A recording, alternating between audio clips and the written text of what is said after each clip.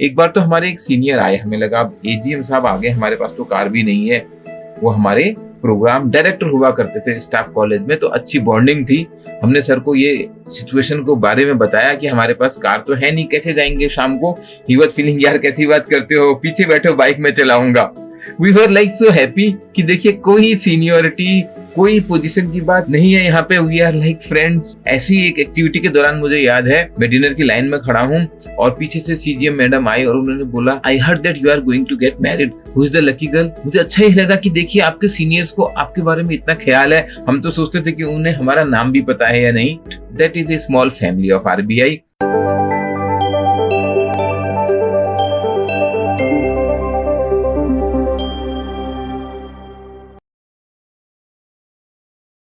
Hello everyone, welcome to exam भी। मेरा नाम है चंद्र प्रकाश जोशी और इस वीडियो में आगे बढ़ते हुए जब हम बात कर रहे हैं demystifying the working of the central bank, कैसे वहां पर आपका करियर बनने वाला है and what is going to be your life. जब बात लाइफ की आती है तो कुछ personal aspect, social aspect discussion में आ जाते हैं। आप में से बहुत लोगों ने इस बात का जिक्र किया, ये बात समझने की कोशिश की कि किस तरीके की लाइफ जी रहे होते हैं हम लोग।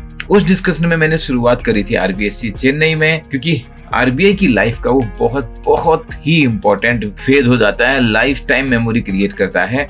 अब आगे बढ़ते हैं। जब हम हैदराबाद लैंड कर गए, बेगमपेट एयरपोर्ट पे आए, उस समय एयरपोर्ट हुआ करता था बेगमपेट में, और हमने टैक्सी पकड़ी। उबर और ओला नहीं थी तो एयरपोर्ट पे काफी महंगी मिलती थी टैक्सी, लेकिन आरबीआई रिइंबर्स करता ही है। हमने टैक्सी पकड़ी और वहां से हम आ गए आरबीआई के गेस्ट हाउस में। दो टाइप के गेस्ट हाउस होते हैं आरबीआई ऑफिसर्स गेस्ट हाउस, जहाँ पर आरबीआई के ऑफिसर्स ही स्टे कर सकते हैं। दूसरे कई बार हम हॉलीडे होम के लिए भी गेस्ट हाउस का टर्म यूज करते हैं, जहाँ पर आरबीआई के एम्प्लॉइज अपनी फैमिली के साथ भी स्टे कर सकते हैं। खासकर वो तब यूज होते हैं जब आप घूमने के लिए जा रहे होते हैं। आगे जिक्र करूंगा क्योंकि वो भी आज की वीडियो में डिस्कशन में आएगा। हम 4 दोस्त यानी कि RBI grade B same batch के इस गेस्ट हाउस में रहने के लिए आ गए और अगले दिन हमने ऑफिस ज्वाइन किया। ऑफिस में HRMD human resource management department होता है। वहां पर मिले जो डीजीएम इंचार्ज थे, उन्होंने हमारा वेलकम किया, डिस्कशन किया, चिट चैट किया और फिर हमको रीजनल डायरेक्टर के पास लेके गए। रीजनल डायरेक्टर आरबीआई ऑफिस को हेड करते हैं और सीजीएम लेवल की पोस्ट होती है। आरबी का केबिन देख के ही समझ में आ जाता है कि सीनियरिटी का लेवल क्या है। आराम से उन्होंने सोफा में बैठ के, उनके केबिन में एक पूरा एरिया होता है जहाँ पर आप सोफा में बैठ सकते हैं, हमको सोफा सेट में बैठाया और चाय मंगाई। हमारा इंट्रोडक्शन, क्या करके आए हैं, कैसा लगा, इस तरीके का लाइट मोड में बातें हुई। इनफैक्ट हमारे को तो वहां पर वो चाय पीना भी बहुत मुश्किल लग रहा था, सीनियर्स के सामने एक प्रेशर सा फील हो रहा था, but it was good. It was very warm welcome that we got in the office. जैसे मैंने पहले बताया था कि हमारे टाइम में डिपार्टमेंट वाइज ट्रेनिंग नहीं हुई थी, हमको सीधे पोस्टिंग इशू कर दी गई और हमारी पोस्टिंग हो गई इशू डिपार्टमेंट में। 2-4 दिन गेस्ट हाउस में रहने के बाद हमारे को फ्लैट इशू कर दिए गए जो कंसर्न डिपार्टमेंट है, और उन्होंने हमें दिखाए जो फ्लैट्स खाली थे, और आपस में हम लोगों ने डिसाइड कर लिया कि कौन सा फ्लैट कौन लेगा। हम आसपास रहना चाहते थे अड़ोस पड़ोस में, और एक फ्रेंड था, उनकी मम्मी को उन्हें लाना था, उनकी मम्मी के पैरों में तकलीफ थी, हमने कहा ग्राउंड फ्लोर आप ले लो। एक ही फ्रेंड था जो मैरिड भी था, हम तो चाहते भी नहीं थे कि हमको इंडिपेंडेंट फ्लैट मिले, काश हमें वो पैसे मिल जाते, हम ये सोचते थे हमेशा वो पैसे मिल जाते, हम तो एक ही फ्लैट में सब लोग रह लेते, लेकिन ऐसा ऑप्शन नहीं था। खाली फ्लैट में दरी और उसके ऊपर एक चादर डाल के कई रातों तक सोए। कुछ सामान तो था नहीं रखने के लिए। फिर जैसे जैसे मंथ ऑन मंथ सैलरी मिलती रही, थोड़ा थोड़ा सामान, फ्रिज, टीवी, डबल बेड, सोफे सब जमा करते रहे। और सबसे पहले लेके आए थे वाटर कूलर। एसी तो उस समय बहुत महंगा होता था और हैदराबाद की गर्मी में कूलर से बढ़िया काम चल जाता था। मैं और जो एक दूसरा बैचलर दोस्त था, हम करीब 1 साल तक साथ में खाना बनाते थे, कभी उसके फ्लैट में कभी मेरे फ्लैट में। बहुत सारी उससे बॉन्डिंग भी हो जाती है और ऑफिस की बातें भी हम ऑफिस के बाद खूब करते थे। वही हमारा कॉमन एजेंडा होता था, other than movie, song and something we read. ये वो टाइम है जब स्मार्टफोन नहीं थे हमारे पास, तो सोशल मीडिया पे इतना टाइम वेस्ट करने के लिए या नेटफ्लिक्स और हॉटस्टार पर सीरीज देखने के लिए वो अपॉर्चुनिटी नहीं थी, या ये कह सकते हैं हमारे पास बेटर अपॉर्चुनिटी थी to connect with your friends. कई बार तो हम डिनर के बाद इतनी देर तक कॉलोनी के अंदर, जो अमीरपेट कॉलोनी में हम रहते थे, वहाँ बातें करते रहते थे, घूमते रहते थे और जोर जोर से बातें करते थे। लोगों को शायद अपने घर में सुनाई देती थी।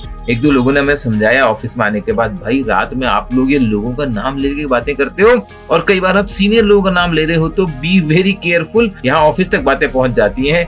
फिर हमने एक रूल बना लिया कि हम बातें करेंगे तो हम थोड़ा दूर जाके करेंगे। अच्छे सोशलाइजेशन था कॉलोनी के अंदर। मैं अपनी बात करूं तो जिंदगी में पहली बार गणपति पप्पा की मूर्ति बैठाई और उनके विसर्जन पे खूब डांस किया, वो भी सीनियर्स मतलब ऑफिस में जो डीजीएम जीएम है उनके भी साथ में किया। हमको एक बार ट्रेनिंग कॉलेज में बताई थी कि ऑफिस में स्टाफ में किसी को भी आप अंकल आंटी मत बोल देना, मतलब कॉलोनी के अंदर ये रूल बना लिया। चाहे कितने भी सीनियर होते थे हम तो मैडम ही बोलते थे, या कम एज के भी होते थे तो स्पाउसेस हैं अगर हमारे सीनियर्स की तो हम उन्हें मैडम ही बोलते थे। अब जो सर हैं उनके जो बच्चे होते थे उनको बड़ा कंफ्यूजन होता था। जो डीजीएम जीएम्स के बच्चे हैं, कोई 9th क्लास 10th क्लास, अब वो हमें भैया बोले या हमें अंकल बोले, और सच में हमें भी आंसर मालूम नहीं था, अंकल सुनने की आदत नहीं थी, भैया ही ठीक लगता था। वो लोग भी बेचारे कभी कुछ बोलते थे। इट वॉज गोइंग वेल, क्योंकि हम बहुत सारी कॉलोनीज के अंदर भी ऐसी छोटी छोटी एक्टिविटीज कराते थे। जो कॉलोनी की जो वेलफेयर ऑर्गेनाइजेशन होती है वो आरबीआई स्पॉन्सर्ड ही होती थी, उसमें बहुत एक्टिवली पार्टिसिपेट करते थे। काफी सारी कल्चरल एक्टिविटीज होती थी उसमें। एक बार तो मुझे याद है जब मैं सेक्रेटरी था तो कल्चरल नाइट के लिए रीजनल डायरेक्टर को इन्वाइट करना था। फर्स्ट टाइम मैंने मोबाइल पे सर को डायरेक्ट बात करी, बड़ी हेजिटेशन से मैं बोल रहा था, but I was so happy to know that he was very very excited to come. RBI की जो फ्रेटर्निटी है उसमें इतना अच्छा लगता है एक दूसरे के साथ। सर आए, हमारे साथ पूरे प्रोग्राम में बैठे रहे, और उसके बाद डिनर भी था, और उसके बाद बहुत सारी ऐसी चिटचैट हो जाती थी जिसमें हम ऑफिस की बातें भी कर रहे हैं और आपस में एक दूसरे की फैमिली से भी सोशलाइज हो रहे हैं। ऐसी एक एक्टिविटी के दौरान मुझे याद है मैं डिनर की लाइन में खड़ा हूँ और पीछे से सीजीएम मैडम आई और उन्होंने बोला, I heard that you are going to get married, who is the lucky girl. मुझे अच्छा ही लगा कि देखिए आपके सीनियर्स को आपके बारे में इतना ख्याल है। हम तो सोचते थे कि उन्हें हमारा नाम भी पता है या नहीं। That is a small family of RBI. एक बार ऑफ साइट पे गए हैदराबाद के अंदर ही, उसमें मैक्सिमम खर्चा तो ऑफिस से मिला, लेकिन कुछ कंट्रीब्यूशन हमने भी अपने रेजिडेंट वेलफेयर एसोसिएशन से किया और सब लोग गए थे, इंक्लूडिंग रीजनल डायरेक्टर। वहां पर एक बढ़िया स्विमिंग पूल था और जो उसमें कंपटीशन हो गया स्विमिंग का, क्योंकि सारे सीनियर लोग कंपटीशन कर रहे थे, कुछ लोग बढ़िया स्विमर भी थे। और जब मैंने स्विमिंग शुरू करी तो उसके बाद आरडी सर मेरे को बोलते हैं, where have you learn swimming? मैंने बोला, sir I have learned in village river. उनको समझ में आ गया कि can't match with him, and it was so fun. हमारा टिपिकल रूटीन ऐसा होता था कि सुबह उठे, कुछ महीनों बाद बाइक ले ली थी हमने, सबके पास बाइक होती थी, और जब सेकंड इंडक्शन बैच के लोग भी आ गए थे, हम 5 लोग इस डिपार्टमेंट में थे अपने ही बैच के, एक बैंकिंग डिपार्टमेंट में, एक डीएनबीएस में। बाइक में बैठे ऑफिस चले गए। ब्रेकफास्ट भी ऑफिस में करते थे, वहां पर एक स्टाफ कैंटीन होती थी और बहुत बढ़िया खाना। बैचलर्स को कितना इंटरेस्ट है खाना बनाने में, तो वहाँ बहुत बढ़िया ब्रेकफास्ट ऑफिस में करते थे और उसके बाद अपना काम किया। और साथ में हम सारे डीआर्स बैठ के लंच करते थे। अलग अलग डिपार्टमेंट में भी हैं, अलग अलग सेक्शंस में भी हैं, but we used to ensure कि जाके लंच टेबल पे आज की गॉसिप चलेगी। वीकेंड्स पे मूवी जाना लगभग हमारा पक्का होता था और फिर शाम को बाहर खाना। हैदराबाद में सारी इंपॉर्टेंट चीज देख ली होंगी। स्टार्टिंग तो हमने बिरला टेम्पल से करी थी, जो तो ऑफिस के सामने ही था, पैदल ही चले गए। हुसैन सागर लेक भी बहुत पास में है। जब वीकेंड में कहीं कुछ जाने को नहीं होता था तभी भी हम ईट स्ट्रीट पहुंच जाते थे। समहाउ हैदराबाद में मूवी टिकट के प्राइस भी कम होते थे। ऑफिस में ऑपरेशनल डिपार्टमेंट में काम करते थे तो ऐसा कुछ बचता नहीं था कि अब हमको घर में जाके काम करना है। काफी टाइम मिल जाता था, थोड़ा बहुत पढ़ने का टाइम हमने निकाल लिया। जेआईबी सीआईबी एग्जाम पास करने के लिए, उसके एडिशनल इंक्रीमेंट भी मिल रहे थे।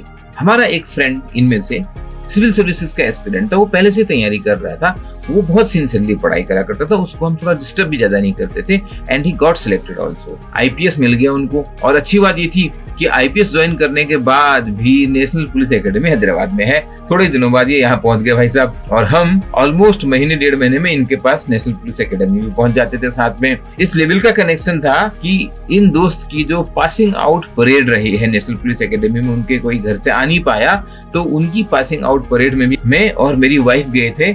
That was also a very awesome moment. Passing out parade का नजारा बिल्कुल अलग होता है। लेकिन मैं आपको बता रहा हूँ the kind of friendship we developed in RBI. कभी रामोजी राव फिल्म सिटी जाना है, कभी चार मीनार जाना है, कभी गोलकुंडा फोर्ट जाना है, कभी हाईटेक सिटी यूं ही चले जाना है। कोई बाहर से आ गया, कई बार हमारे बैचमेट आईडीआरबीटी में ट्रेनिंग में आते थे या कोई और ऑफिशियल ट्रेनिंग के लिए हैदराबाद आते थे, तो उनको घूमने लेके जाना तो हमारे को बहुत मजा आता था और साथ में खाते थे। एक बार तो हमारे एक सीनियर आए, हमें लगा अब एजीएम साहब आ गए, हमारे पास तो कार भी नहीं है। वो हमारे प्रोग्राम डायरेक्टर हुआ करते थे स्टाफ कॉलेज में, तो अच्छी बॉन्डिंग थी। हमने सर को ये सिचुएशन को बारे में बताया कि हमारे पास कार तो है नहीं, कैसे जाएंगे शाम को। ही वाज फीलिंग, यार कैसी बात करते हो, पीछे बैठो, बाइक में चलाऊंगा। We were like so happy कि देखिए कोई सीनियरिटी, कोई पोजीशन की बात नहीं है यहाँ पे, वी आर लाइक फ्रेंड्स। और सर ने बाइक पकड़ी, डिनर करने बाहर निकल पड़े। इस तरीके के मजेदार ऑफिस की बातें और पर्सनल कनेक्शन बनते रहते थे आरबीआई में। लीव फेयर कंसेशन LFC जो मिलती है वो एक आरबीआई की बहुत ही फंटास्टिक फैसिलिटी है। अपनी फैमिली के साथ मैं शिमला गया, गोवा गया, उदयपुर गया और सबसे जबरदस्त एक्सपीरियंस था लक्षद्वीप आइलैंड में। अगाती एक आइलैंड है, इतना छोटा सा आइलैंड है। मैं और मेरा एक फ्रेंड जो है पूरी फैमिली के साथ गए थे। 4 किलोमीटर के आसपास लंबा आइलैंड होगा और चौड़ाई तो ऐसी थी, मतलब 50 मीटर 100 मीटर भी थी एक एरिया पे। मोदी जी गए थे वहां पे रिसेंटली लक्षद्वीप आइलैंड में और उसके बाद लोगों को लगा था कि ये कितना सुंदर है। बट आरबीआई के LFC का बहुत भरपूर फायदा उठाया। उसके अलावा भी कई बार घूमने निकल जाते थे। जब हम हैदराबाद में थे एक बार हम ऊटी घूमने निकल गए, चेन्नई से हमारी एक और बैचमेट ने ज्वाइन कर लिया हमको। और कई बार ऑफिशियल ट्रिप में भी, क्योंकि जब मैं बाद में DBS में आ गया था मैंने खूब आंध्रा में घूमा है। और कई बार वीकेंड्स पे मेरी वाइफ भी आ जाती थी। ऑलमोस्ट आंध्रा के सारे इंपॉर्टेंट सिटीज मैंने देखे हुए और रूरल एरिया भी। सोशल लाइफ की आगे बात करूं तो 2 साल पूरा होने के बाद प्रोबेशन खत्म हो गया। सबसे इम्पोर्टेंट चीज भी कार ले ली। उस समय पैसे इतने कम थे, कार लेने के बाद म्यूजिक सिस्टम लेने के लिए पैसे नहीं बचे थे। मुझे लगता है 2 या 3 महीना लगा मुझे कार में म्यूजिक सिस्टम लगाने में। साउथ इंडियन मील खाना तो मतलब ऐसा सीख गया था मैं। Day 1 से हम खा रहे थे और बाद में वो बहुत अच्छा लगने लग गया। इवन आज भी मैं कई बार साउथ जाता हूँ। रिसेंटली मैं कुछ अपने पर्सनल काम से मुझे केरला लंबे समय तक रुकना पड़ा, तो मैं आराम से डेली साउथ इंडियन मील ऐसे खा रहा था कि कई लोगों ने मेरे से पूछा how can you relish this, and आप देख रहे हैं हम लोग क्या इसको रोज खाते हो, आप तो नॉर्थ इंडियन हो। मैंने बोला आई लाइक इट, मुझे अच्छा लगता है जो मील है। ऑफिस में लगभग हर हफ्ते तिरुपति का प्रसाद आ जाता था। मुझे भी वहां जाने का मौका मिला अपनी फैमिली के साथ और वो तिरुपति का प्रसाद का टेस्ट आज भी बहुत अच्छा लगता है, क्योंकि ऑलमोस्ट हर हफ्ते कोई ना कोई लेके आता था। वहाँ के स्पेशल लड्डू मिलते हैं।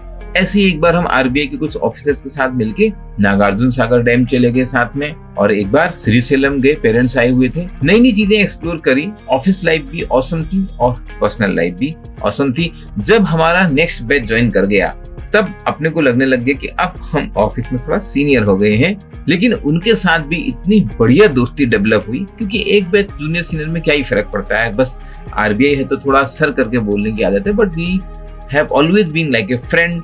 अभी भी आरबीआई छोड़े हुए कितने 13 साल हो गए हैं, अभी भी कुछ व्हाट्सएप ग्रुप में हम कनेक्टेड हैं और हैदराबाद वाले जोक शेयर करते रहते हैं, क्योंकि वो हैदराबाद से जुड़ी हुई यादें, वो आरबीआई के इनिशियल ईयर्स और वो लाइफ टाइम बॉन्डिंग न ही हमें एक अच्छा प्रोफेशनल बनाती है, बट लाइफ के और ऐसे ऐसे एक्सपीरियंस भी शेयर कराती है। एक दूसरे की बहुत छोटी छोटी प्रॉब्लम्स भी मैनेज करनी होती थी। किसी दिन शायद किसी वीडियो में उन चैलेंजेस की, उन डिफिकल्टीज की भी बात करूंगा। When I am trying to demystify the working of the central bank, I am also trying to demystify your working, your life, what is going to be when you are going to work with RBI। आपके कोई questions हैं please आप पूछिए। And most importantly, videos which I am doing on the history of the RBI, these are going to be immensely helpful। इतना आपको deep में समझ में आ जाएगा बैंकिंग और सेंट्रल बैंकिंग, कि आपको कोई भी इंटरव्यू क्वेश्चन या कोई भी डिस्क्रिप्टिव आंसर लिखने में सच में मजा आएगा। एक भी वीडियो मत छोड़िएगा, कुछ लोग तो उससे नोट्स भी बनाने वाले। आपको वीडियो अच्छा लगा? I need your support to share this, like this and subscribe to the channel। I wish you all the best।